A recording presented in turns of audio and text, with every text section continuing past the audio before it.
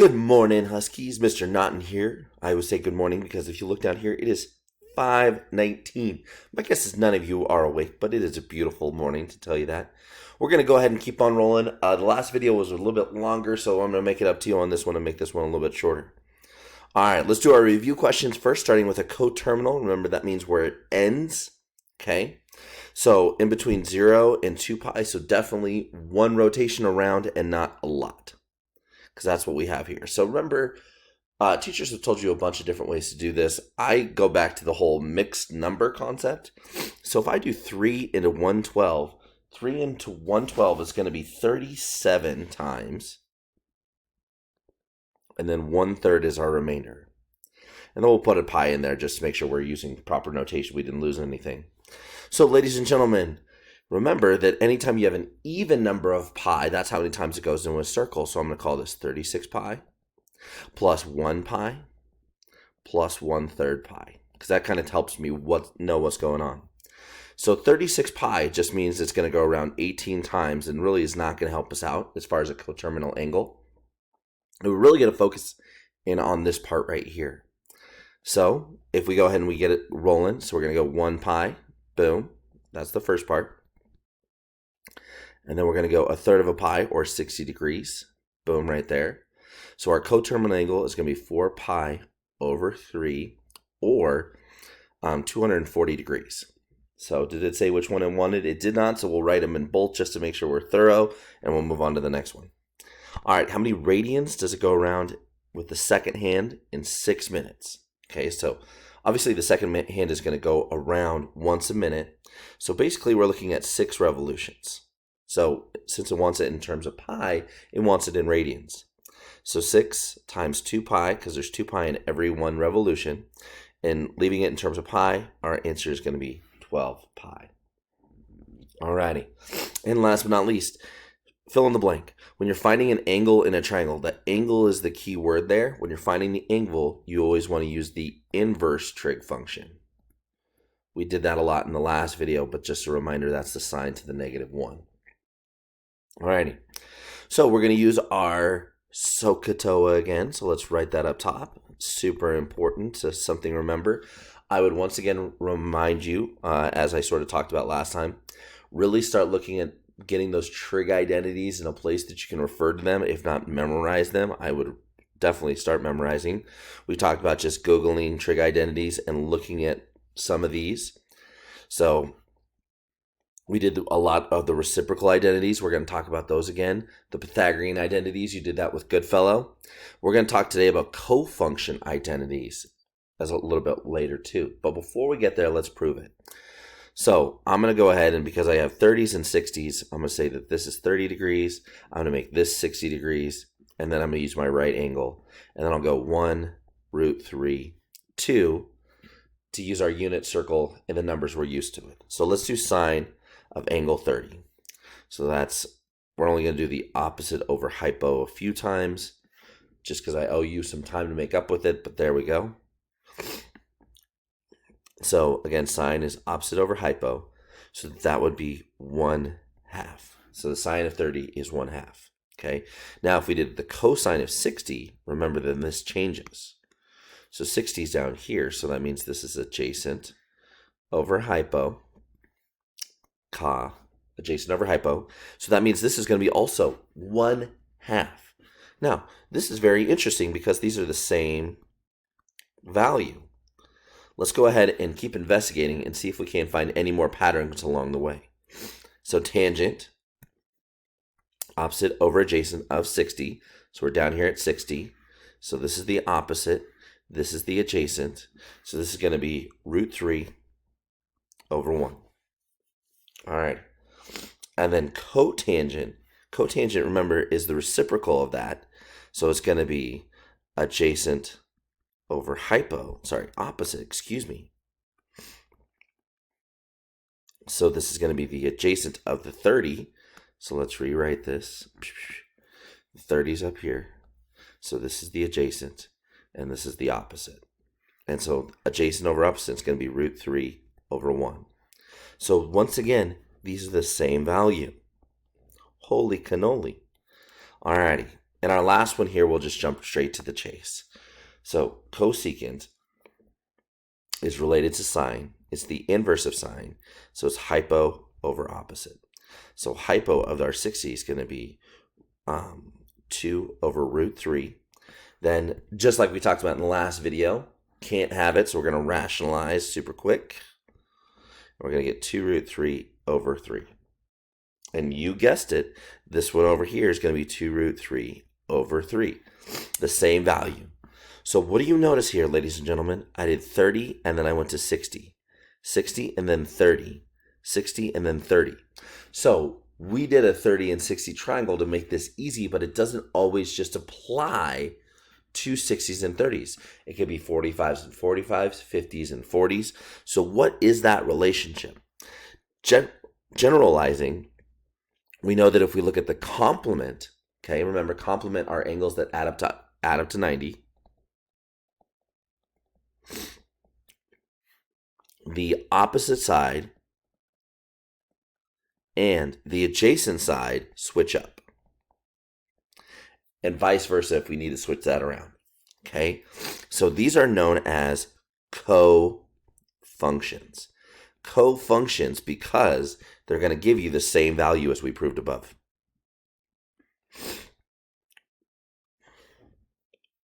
So what we're going to do is the cosine is going to be sine of 90 minus a. Now we can flip this so that we can say that sine of angle A is going to be equal to the cosine of 90 minus A.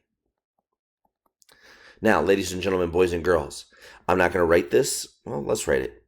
We should probably get used to this. So both of these are 90, but then cotangent of A is going to be tangent of 90 minus A, and that cosecant of A is equal to secant of 90 minus A. So these are known as our co-functions because they're going to give you the same value. And that's going to be helpful when we look at some of our trig identities here shortly. All right, so let's practice these co-functions really quickly. So we're going to do it once in degrees and then once in radians. So let's first do the degrees. So remember, that's really just 90 minus theta, whatever our angle is. So for cosine, remember its cofunction is sine. So we'll then do 90 minus 10. So its cofunction is sine 80. They will give you the same value. Our cofunction is going to be cosine, as previously mentioned. So this is 90 minus 62. So this is cosine 28. Tangent is going to be our cotangent. So cotangent 90 minus 89. So this is going to be cotangent of 11, and tangent of 89 will give us the same value. And then last but not least, we're going to use secant of 90 minus 40 to get a secant 50. Alrighty, so that was important because that was when we did stuff in degrees, it was 90 minus theta. But as the directions say, what happens when we want them in radians? So in radians, rather than 90 degrees, we're going to call that pi over 2. Okay, so it's really pi over 2 minus theta. Okay, we should never get any negative answers here. If we get any negative pi's, we did something funky. Okay, we need to check that out. We're also going to have to do a lot of common denominator with our fractions. So let's get after it. So our first one, cosine, so we're going to use sine again. So we're going to get pi over 2 minus pi over 4. So let's zoom in. So I'm going to go and do a common denominator, so 2 and 2, so that 2 would equal this 4. So 2 pi over 4 minus pi over 4 is going to give us sine, because it's our cofunction, of pi over 4, which makes sense because pi over 4 is 45 degrees. So 45, 45, they're both pi over 4. Good enough. All right, the next one here, we're going to do secant. And I have pi over 2 minus 2 pi over 7. Now, I know as it's looking right now, you're a little bit worried that you're going to get a negative, but fear not, sports fans, we're going to be okay. But we do need a common denominator between 2 and 7. So we got a 2 and a 7.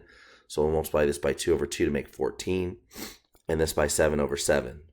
So I'm going to get 7 pi over 14 minus 4 pi over 14, and that's going to give us 3 pi over 14 as our answer. Double check that I made sure I did my math correctly by looking at my notes. Looks good. Got to make sure that I don't screw up too bad. All right, cotangent. So that's obviously going to be tangent. And then we'll do pi over 2 minus 5 pi over 12. So common denominator, I'm going to multiply this one at 6 over 6.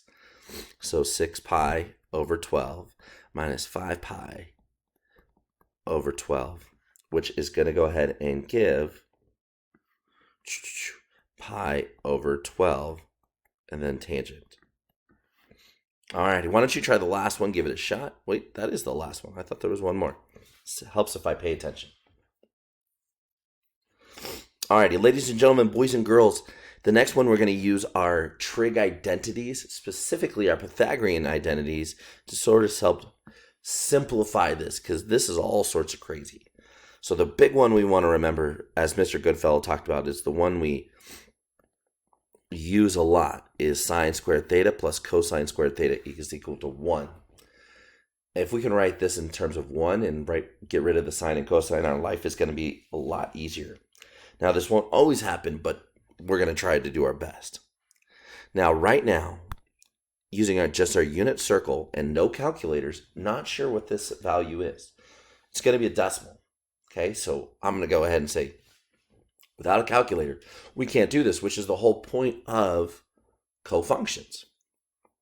So wait a minute, there's a relationship, isn't it? So is it 90 minus 10, 80 degrees? Booyah. So let's change. So it doesn't matter which one you can change either one you want to. But since we did this math of 90 minus 10, we might as well change this one. So sine squared 80 plus cosine squared 80. Well, look, we have our sine and our cosine. We have our 80 and our 80. Booyah, we can use that Pythagorean identity we talked about right over there. And so then this is just going to give us the answer of 1. Oh, so much simpler than what we had above. All right, let's look at number 8. Now, we're not sure what's going on here because we have two signs. We have a pi over 3 and a pi over 6. It's not inherently obvious that these are actually going to give us the same thing. But let's pick one to change. So let's go ahead and change the second one there just because you can change either of them. So we're going to make this cosine. And then we'll say cosine squared, a pi over 2 minus pi over 6. So we'll do our common denominator, so 3 and 3. So 3 pi over 6 minus pi over 6 is going to give me 2 pi over 6, which is going to be pi over 3. All right, so I'll rewrite this over here. Sine squared pi over 3 plus cosine squared a pi over 3. Yay, ladies and gentlemen. Sine squared, cosine squared, loving it. These angles match. They're both the same angle. So, ladies and gentlemen, boys and girls, our answer once again is 1. Booyah! Alrighty, and another one. This one is super important to remember too because, ladies and gentlemen, it is really important for us to be able to see things that we can factor out. So we're always on the lookout, especially when we get into those trig identities for a GCF or something we can take out. So in this example, I can take out a 17 of both of those. So let's factor that out. So divide by 17. So I'm going to have cosine squared 70 plus cosine squared 20. All right, they're both cosines. And they're both numbers we can't do with the unit circle. We need a calculator. So that's a good idea that we need to change something. So let's go ahead and change this second one. So I'm going to go ahead and do 90 minus 20, which is 70 to get my cofunction. So cosine 70 plus sine squared 70 times 17. Well, as you've pretty much already noticed, cosine, sine, they're the same angle of 70 and 70. So this is going to be a trig identity. That's going to be 1. And then 17 times that 1 is going to give us an answer of 17. Woohoo! All right, now this is where you're going to pause the video and you're going to make one. Your goal is to make a trig identity using sine squared that ends up with the value of 113. So hit pause, give it a shot, and then hit play. Well done. I'm sure you're 100% right. So you can go ahead and say, let's do sine of 20 degrees plus, sine squared, cosine squared of 70 degrees. And then we got to make sure that we have a 113 in front of both of those so that we actually get the 113. Now we'll factor that 113 out and get sine squared 20 plus cosine squared 70. We'll go ahead and change it. Doesn't matter which one you change. So we'll have sine. Oh, that's what I did wrong. I was like, what am I doing wrong? This should have been a sine. Excuse me. Like I said, it's early. It's 5:30. So sine squared 20 plus now cosine squared 20. Now that we're going to go ahead because we have to do our cofunctions times that 113 is going to go ahead and give us 113 times 1, which is 113. Yay! Cool. All right. So we're going to go ahead and finish up here with more practice on identities. Identities are something you can't get enough practice with. So as mentioned, having a place with all your identities in some spot is really going to helpful. So the ones that we're really going to use right now are going to be our reciprocal identities, our cofunction identities, and our Pythagorean identities. Okay, a little bit of these quotient ones with cosine and cotangent, but let's go ahead and take them for a spin. All right. So the first thing that I want you to look at, ladies and gentlemen, are these squared? So in this case, ladies and gentlemen, they are not squared. So I'm not completely ruling out my Pythagorean identities, but at this point in time, I'm probably not going to use them. Okay. Now, the other thing that I want you to notice is that these are both 70.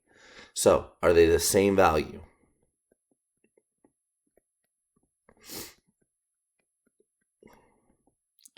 Because if they're cofunctions, then there should be that relationship of the 90 degrees or pi over 2.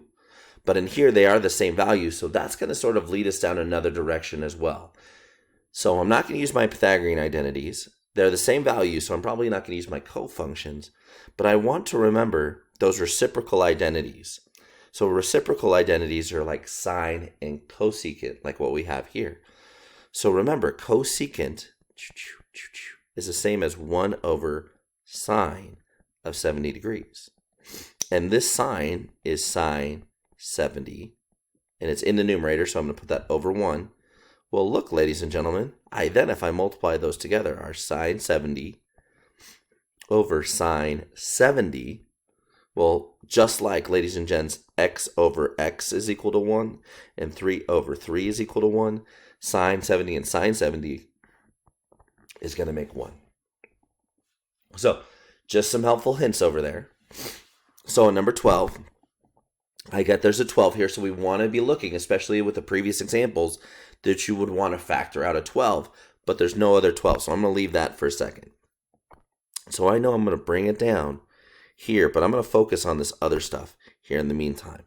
So they're both pi over 3, they're both the same value of theta, and so I'm going to say, okay, what is my reciprocal identities? So secant is 1 over cosine. So 1 over cosine of pi over 3. And then this is cosine of pi over 3. And then since it's in the numerator, we'll put that over 1. We'll multiply. So I get cosine of pi over 3. Cosine of pi over 3. We know just from the previous example that that's a 1. So I now have 12 times 1. So my answer here is going to be 12. So ladies and gentlemen, what you notice in this next example is that 30 and 56 are not the same value of theta. So we can't just use our cofunctions quite yet. Use our reciprocal identities quite yet. But I am going to use my cofunctions for one of them. So I'm going to just go and change this 56 because I have to change one of them. So 15 and then cotangent 34 and then times, that's going to be where'd my 4 go? 34 times the cotangent of 50. Lordy. 34. There we go. Now we're cooking with gas. Alrighty. So, ladies and gentlemen, boys and girls. So as we multiply these together, we're going to get 15 times cotangent squared of 34. You with me? Now, let's pause here for a second. Is there anything else I can do? Not really. We can't use a Pythagorean identity because I don't have like a +1 or any of the other pieces that I need, another term to make this work. So sometimes, ladies and gentlemen, we do all this, and this is the farthest we can go. And that is a perfect example of when. It is less complicated. It is similar. So rather than 2 trig functions, I just have 1 trig function, but that's going to be it. Alrighty. So ladies and gentlemen, let's go to our next 2. I'm going to do 14. You try 15. We'll see how we do. So we have all sorts of numbers all over the place. Don't get so skirt. Let's try to match them up, especially since I have cosine 47, okay? And I have another cosine 43 over here. And I also notice that these are cosine squareds, okay? So let's go ahead and take those for a second and run with it. So cosine squared 47, and then let's use our cofunctions and make this a sine squared 43. Booyah! Now we know, hey, they're the same value. 43. Helps if I do my math correctly. 47. There we go. I don't need to quit while I'm ahead this morning. Should have stopped at the first page. Alrighty, let's put, some of you are like shaking your head. It's yes, because you said this is a quick video and we're at 21 minutes. Thank you. But these right here are going to add to 1. Alrighty, let's look at our next one. So sine 13, 77, they're both sine squareds. Those are cofunctions, so let's look at those really quickly. So I'm going to do sine squared 13, and let's change that next one to cosine squared 13. So we put those together. That's going to give me a 1, and then 1 plus 1 is going to go ahead and give me 2. Woohoo! 2! Easy peasy, lemon squeezy. All right, ladies and gentlemen, you're like, you gave us the hard one. No, it's just in radians. Calm down. Same thing. Easy peasy. Give it a shot. Hit the pause button, and then hit play when you're ready. All righty. So what I would do first here, because there's so much going on, I'm going to erase this so we can really focus on this example, is I look at it as 3 cosine, and then I'm looking over here at 3 cosine. Those, remember, we like to take out GCFs and the 4s and the 4s. So I'm going to go ahead and take my 3s first. So 3, and then I have cosine squared pi over 8, and then plus cosine squared 3 pi over 8. So those are definitely not the same thing, okay? But we can see if we get a cofunctions, if we get the same value of theta here, our life would be easier. So we'll have 3, and then cosine squared pi over 8 plus cosine squared, and then we'll do pi over 2 minus 3 pi over 8. And just because I said I would make it up to you, do your common denominators. And so here you're going to get 3 cosine squared pi over 8 plus, when I do my cofunction, this will be a sine. Don't ever do videos so early in the morning before your coffee, Mr. Naughton. But this is going to be pi over 8. And then we go, oh, cool. So this right here is all going to give us 1. So 3 times 1 is going to give us 3. All right, let's do the same thing with our 4s. So 4, and then we'll do a sine squared pi over 10 plus sine squared 2 pi over 5. So they're both sines, so let's change one of them to cosine. So 4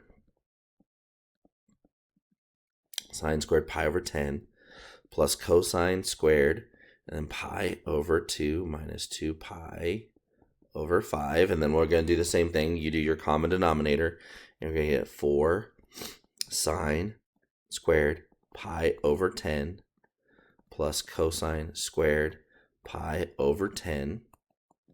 That's going to give us 1 because our sine and cosine squared, same value.